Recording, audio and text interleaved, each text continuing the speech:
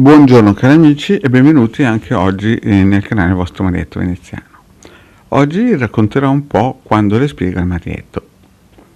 E questo perché? Perché mi è successo alcune volte di spiegare certe cose e le persone non hanno capito cosa stavo dicendo.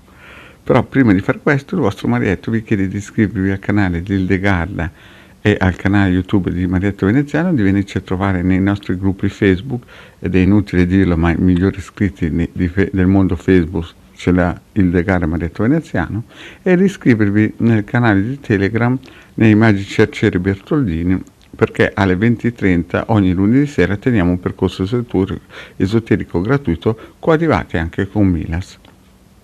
Bene, iniziamo un po' questa pillola e vi faccio un racconto, un aneddoto.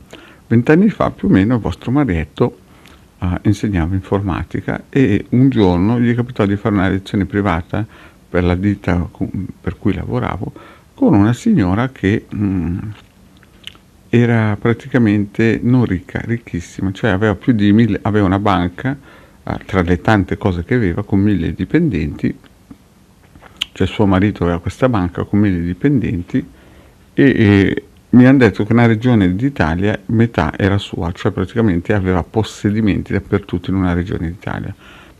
Era praticamente quasi il Padre Eterno a livello materiale in quella regione.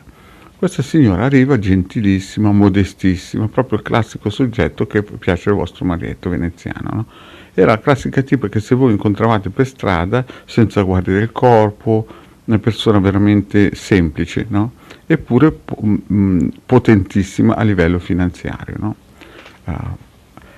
Incominciamo la lezione. Guardo la signora, io tremavo un po' perché insomma era un personaggio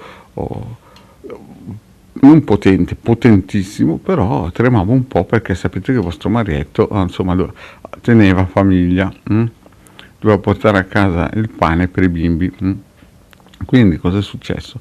La prima lezione che gli dico, ci incontriamo, volevo prendere le misure con questa signora, no?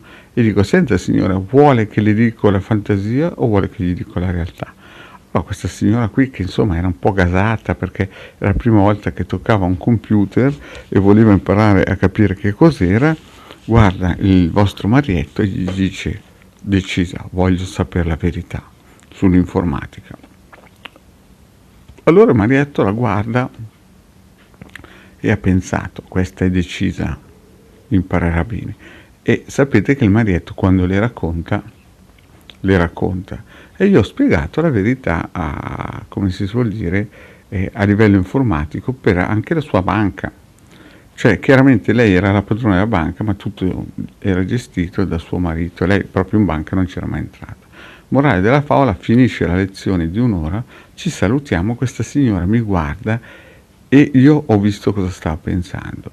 Cioè io gli ho spiegato in sintesi che nella sua banca stavano buttando via 5-6 milioni di euro all'anno di royalty per pagare tasse su questi, come si dice, software, quando c'è un mondo che si chiama Linux che è totalmente gratis e fa esattamente le stesse cose. Chiaramente questa, sapendo che buttava via 5-6 milioni di euro come minimo all'anno, pensava che prendessi in giro. Morale della favola, non viene più. E io insomma dicevo: ma chissà cosa gli avrò fatto a questa signora qua.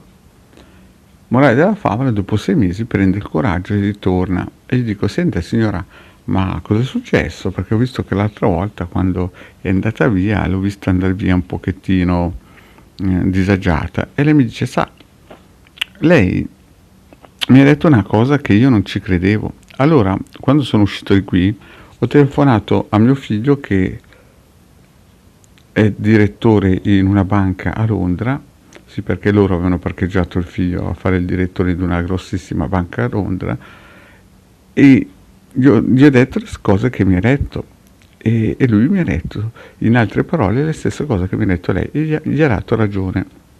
Beh, gli ho detto: ma certo signora, lei mi ha detto di dirgli la verità. E questa signora mi dice: ma sa, Marietto, lei quando spiega le cose sembra che siano leggerine, sembra che prenda in giro le persone. Ma io gli ho detto: signora, lei mi paga, io gli dico come stanno le cose. E gli ho detto a questo punto in quella lezione: senta, adesso gliene dico un'altra più pesante. È pronta?